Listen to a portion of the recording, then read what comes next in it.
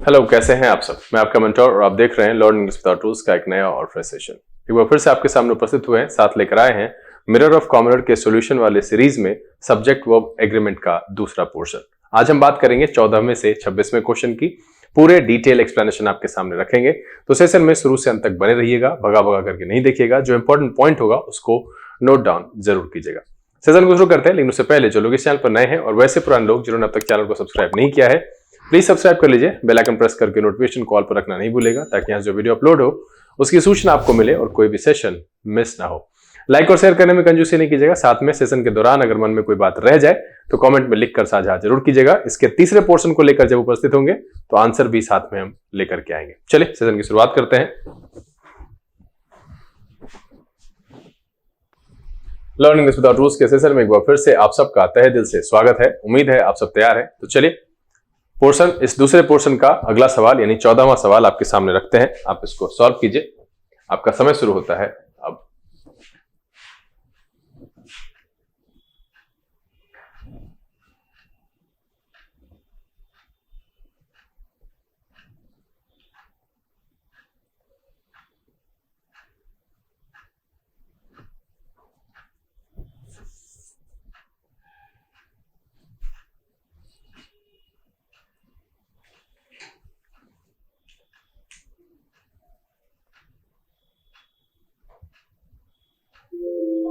चलिए, समय समाप्त हो चुका है। यहां जो सवाल में कह रहा है बहुत ही आसान है, आपने इसको सॉल्व कर लिया होगा, कई बार इसकी चर्चा की है। क्या कह रहा है कि one of the biggest industrial houses. यहां दो कॉन्सेप्ट है। पहला तो एक है एनपीएन। जी हाँ, एनपीएन यहां पर लगा हुआ है, देखिए ये प्रेपोजिशन है। तो मेरा जो असली सब्जेक्ट है ये है वन, और मैंने कहा था कि ऑफ का प्रयोग हम जब सिलेक्शन के तौर पर करते हैं तो इसके आगे जो नाउन या प्रोनाउन आता है वो हमेशा प्लूरल होता है। तो यहां पर इंडस्ट्रियल हाउसेस भी लगाया हुआ है। इन द मुंबई, इज जो लगा हुआ है वो वन के हिसाब से लगा हुआ है। तो इस वाक्य में कोई भी गलती नहीं है, इसलिए सवाल का जवाब है नो एरर, और जो ऑप्शन है वो है ऑप्शन नंबर ई। चलिए अगला सवाल, और आपका समय शुरू होता है अब।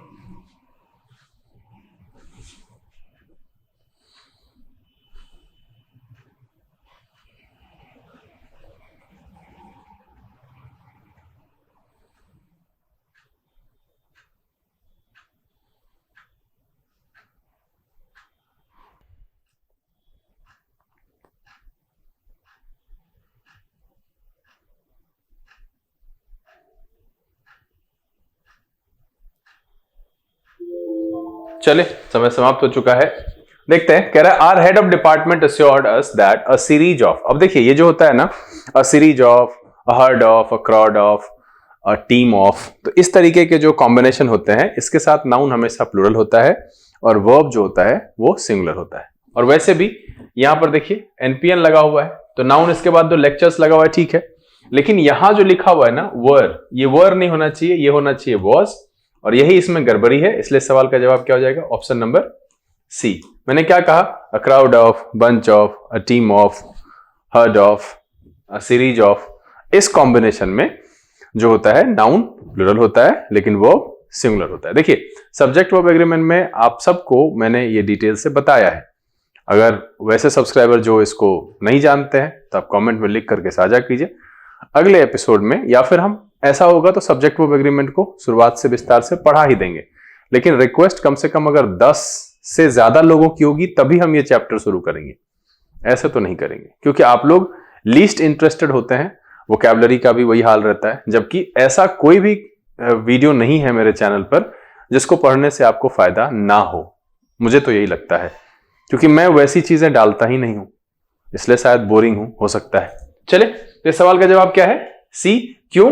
क्योंकि ये जो अ series of, a team of, a herd of, a crowd of, ये कॉम्बिनेशन होता है, इस कॉम्बिनेशन में नाउन हमेशा प्लूरल और वर्ब जो होता है वो सिंगुलर होता है। चलिए अगला सवाल, और आपका समय शुरू होता है अब।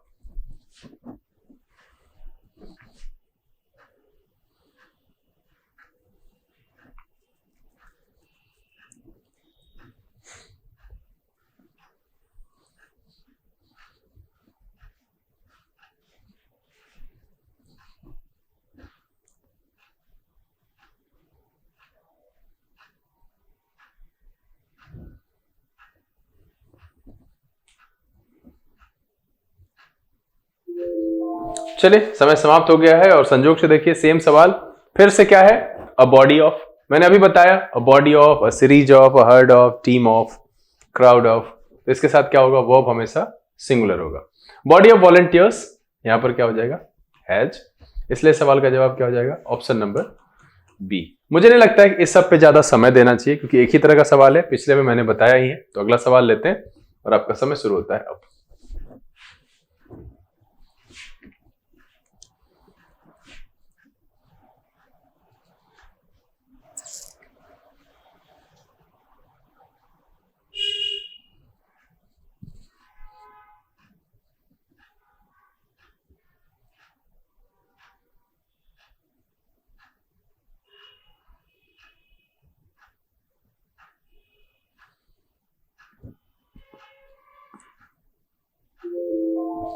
चलिए समय समाप्त हो चुका है। कह रहा है ईच ऑफ द स्टूडेंट्स। अब देखिए यहां पर मेरा सब्जेक्ट क्या है, ईच है, ये एक डिस्ट्रीब्यूटिव प्रोनाउन है, ऑलवेज सिंगुलर होता है, बीच में लगा हुआ है प्रेपोजिशन, तो ये एनपीएन है।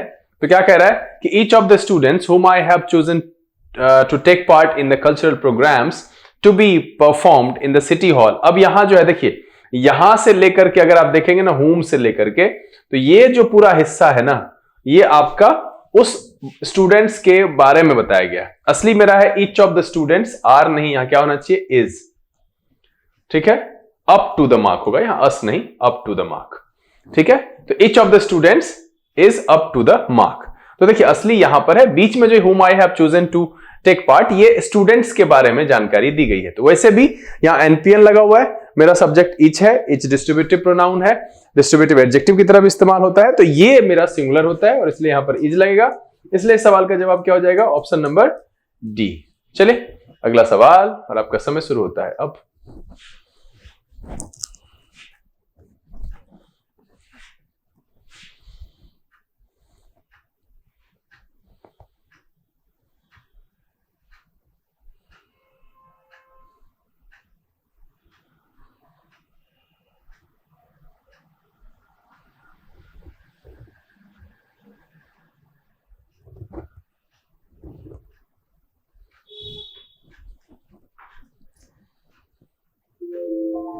चलिए फिर से देखिए एनपीएन, यहां फिर प्रेपोजिशन है। हाँ, बहुत सारे बच्चों को ये लग जाता है ना कि एनपीएन में ऑफ फिक्स होता है, ऐसा कुछ भी नहीं है। देखिए यहां एमंग प्रेपोजिशन है, तो मेरा असली सब्जेक्ट क्या है, एवरीबॉडी। आपको पता है everybody, somebody, someone, anybody, anyone, ये सारे जो होते हैं सिंगुलर होते हैं, इसलिए यहां पर वर नहीं, क्या होगा, यहां पर वॉज होगा। और इसलिए इस सवाल का जवाब क्या हो जाएगा, ऑप्शन नंबर बी।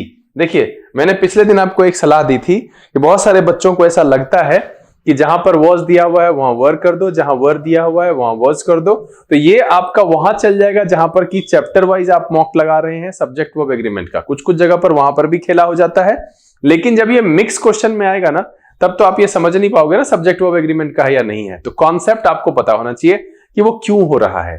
तो जब कभी भी आप सवाल बनाते हैं तो इस चीज को जरूर सोचिए, और इस पर ठीक है खुश होना चाहिए कि आपका सही हुआ, लेकिन आप ये सोचिए कि क्या आपका खुश होना वर्थ है, खुश होने लायक था वो, ये सोचना बहुत जरूरी है। तो मैंने क्या कहा कि everybody, everyone, somebody, someone, anybody, nobody, ये सब जो होते हैं सिंगुलर होते हैं और इसलिए यहां पर जो है सिंगुलर है। बीच में कॉन्सेप्ट क्या है, एनपीएन का यहां पर लगा हुआ है, एमंग प्रेपोजिशन है। इसलिए सवाल का जवाब क्या है, ऑप्शन नंबर बी। चलिए अगला सवाल और आपका समय शुरू होता है अब।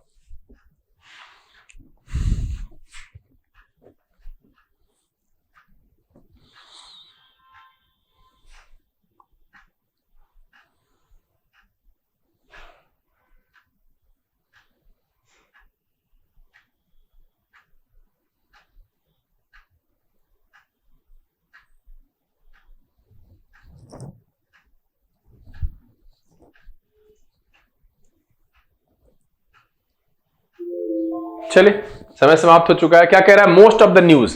अब आपको यहां लगेगा सर फिर एनपीएन है तो मेरा तो इसके हिसाब से होगा। तो सर यहां यह समझना चाहिए कि मोस्ट अगर काउंटेबल के लिए इस्तेमाल हुआ है तब वो काउंटेबल होता है। किसका अधिकांश हिस्सा कह रहा है, न्यूज का। और न्यूज क्या होता है, ऑलवेज सिंगुलर होता है ना। Pertaining to the sudden demise of doctor Sen, यहां पर क्या हो जाएगा, हैज नॉट हैव। क्यों, क्योंकि ये न्यूज के लिए लगा हुआ है कि मोस्ट ऑफ द न्यूज, तो इसलिए यहां पर क्या होगा, हैज। हैव का प्रयोग गलत है, इसलिए सवाल का जवाब क्या हो जाएगा, ऑप्शन नंबर सी। चलिए अगला सवाल और आपका समय शुरू होता है अब।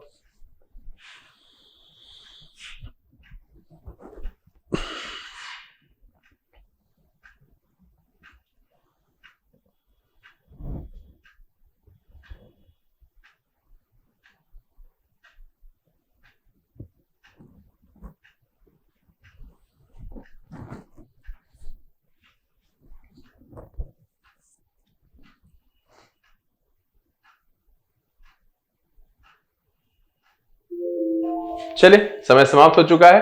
क्या कह रहा है? Although these buildings are in need of repair there have been much. देखिए इंप्रूवमेंट मेरा सब्जेक्ट है, मैंने पहले बताया था कि डमी सब्जेक्ट अगर आता है तो उसका जो सब्जेक्ट होता है वो आगे तरफ की तरफ होता है, तो यहां पर हैव नहीं, यहां क्या हो जाएगा? हैज हो जाएगा। और इसलिए इस सवाल का जवाब क्या हो जाएगा? Option number C. इसमें कॉन्सेप्ट क्या है कि डमी सब्जेक्ट अगर शुरू होता है, मतलब ऐसे शुरू किया जाता है सेंटेंस, कहने का मतलब है कि डमी सब्जेक्ट वो सब्जेक्ट होता है जिसका सेंटेंस में यूज तो किया जाता है बट उसका मीनिंग में कोई योगदान नहीं होता है। ये वाक्य की सुंदरता के लिए प्रयोग करते हैं, जैसे कि मैंने कहा था कि there is a king, there are kings, it is raining. यहां पर इट का कोई मतलब नहीं है, सिर्फ वाक्य की सुंदरता की वर्षा हो रही है, इसको कैसे बनाएंगे? तो इट इज रेनिंग करके बनाया। चले, और आपका समय शुरू होता है अब।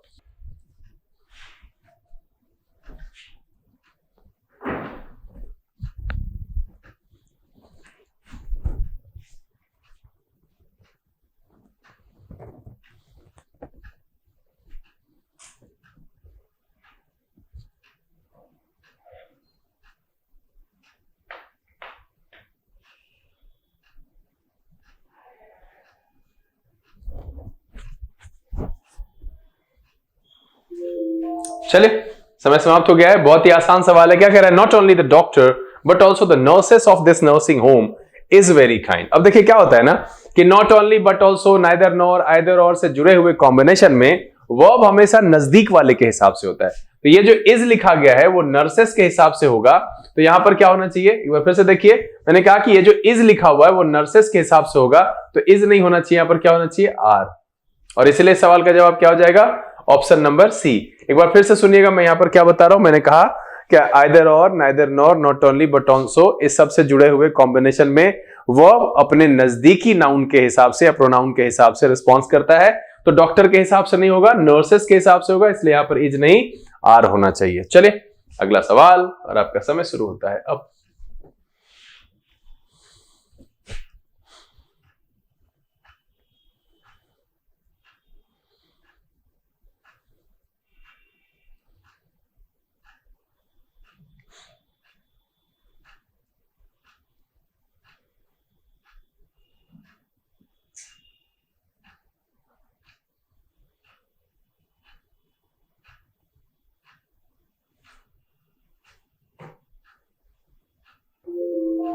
चलिए समय समाप्त हो गया है। ये सवाल थोड़ा सा ना टेढ़ा है। टेढ़ा इसलिए कह रहा हूं क्योंकि इसमें दो कॉन्सेप्ट का कॉम्बिनेशन, एक तो पहला दिख रहा है देयर, दैट मींस कि ये डमी सब्जेक्ट वाला कॉम्बिनेशन है। दूसरा है, एक है अ नंबर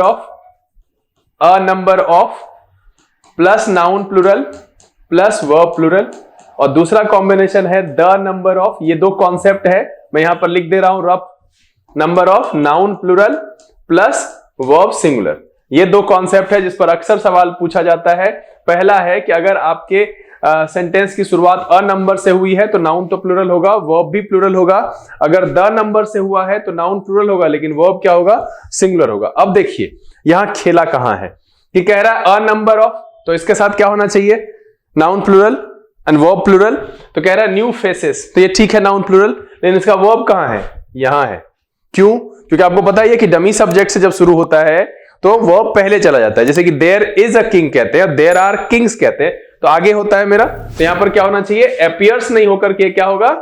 एपियर होगा, और तब जाकर के ये सेंटेंस सही होगा। तो यहां पर क्या है ना, दो ऐसे, आपको क्या लगता है कि सिंपल सिंपल उठा के पूछ देगा, ये एक सेपरेट नियम को रखेगा, और वो एसएससी वगैरह में लोअर लेवल पे होता है, जबकि ये बैंक वाला होता है ना। मिरर ऑफ कॉमनर जो है लगभग यहां पर जो डाला गया है वो बैंक वाले स्टैंडर्ड का सवाल है। अब फिर यहां पर एसएससी वाला भड़केंगे कि रैत तेरी के, हम शुरू से बना रहे हैं सवाल ये समझ के कि हमको, भाई साहब ये इंग्लिश का क्वेश्चन है, और अब लेवल की जब बात करेंगे तो एसएससी भी पीछे नहीं रह गया है। इस तरह के सवाल वहां भी देखने के लिए मिलते हैं। मैं तो एसएससी वाला प्रीवियस ईयर भी लेके आ रहा हूं, बहुत सारा सवाल वहां पर भी इस तरह का मिल जाता है। तो इसीलिए मैंने क्या कहा कि एक तो डमी वाला है, वर्ब यहां है, और इसका सब्जेक्ट क्या है? A number of. तो अ नंबर ऑफ के बाद नाउन प्लूरल और वर्ब प्लूरल दोनों ये होता है, इसलिए यहां पर क्या हो जाएगा? एपियर्स नहीं होकर के एपियर होगा, और इसलिए सवाल का जवाब क्या हो जाएगा? Option number A. चले अगला सवाल, और आपका समय शुरू होता है अब।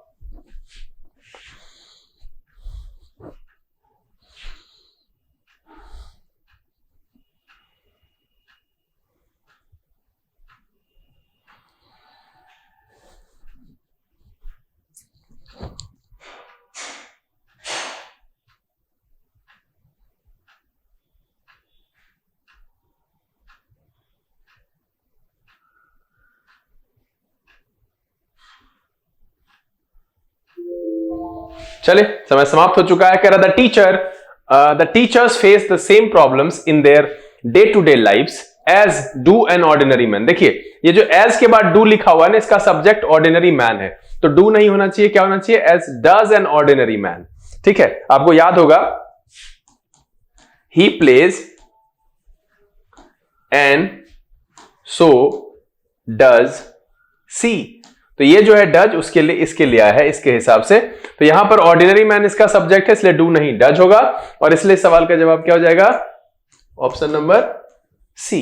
चले अगला सवाल जो कि सेकंड लास्ट है, आपका समय शुरू होता है अब।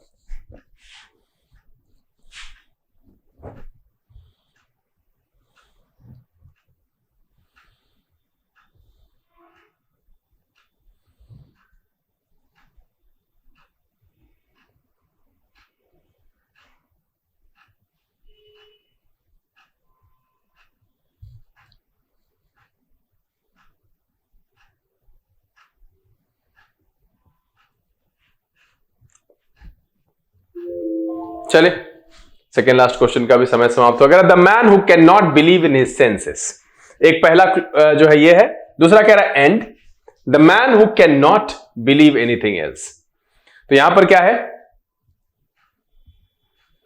ये दो से जुड़ा हुआ एंड है ना, दो जो फ्रेज क्लॉज नाउन इक्विवेलेंट जो होते हैं वो अगर दो जुड़े हो, जैसे to play is good for health, to play and to dance are good for health, तो यहां पर क्या है, एंड से जुड़ा हुआ है, इसलिए इसके साथ प्लूरल होना चाहिए, यहां पर आर लगा हुआ है, कोई भी गड़बड़ी नहीं है, इसलिए सवाल का जवाब क्या होगा, नो एरर, और ऑप्शन क्या होगा, ई। चले सेशन का आखिरी सवाल और आपका समय शुरू होता है अब।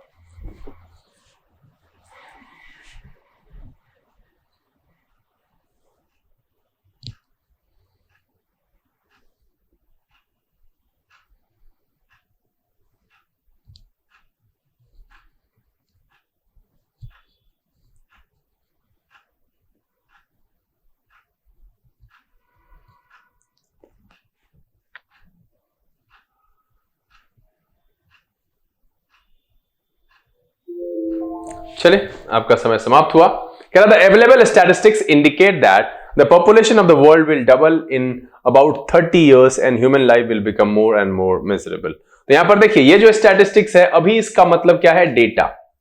स्टैटिस्टिक्स एक विषय का भी नाम है, उस स्थिति में वो सिंगुलर होता है, लेकिन जब स्टैटिस्टिक्स का मतलब डेटा होता है तो वो प्लूरल होता है, जो कि यहां पर इंडिकेट लिखा हुआ है, कोई भी गड़बड़ी इसमें नहीं है। ध्यान रखिएगा स्टैटिस्टिक्स एक विषय का भी नाम है, सांख्यिकी कहते हैं, तो जब वो विषय के नाम के तौर पर इस्तेमाल होगा तो वहां पर वो अब सिंगुलर होगा, लेकिन स्टैटिस्टिक्स का मतलब डेटा भी होता है। अगर हम इसको हटा करके कहें द अवेलेबल डेटा तो भी सही होगा, और यहां पर वर्ब उस केस में प्लूरल होता है, इसलिए सवाल का जवाब है नो एरर, और जो ऑप्शन है वो है ऑप्शन नंबर ई।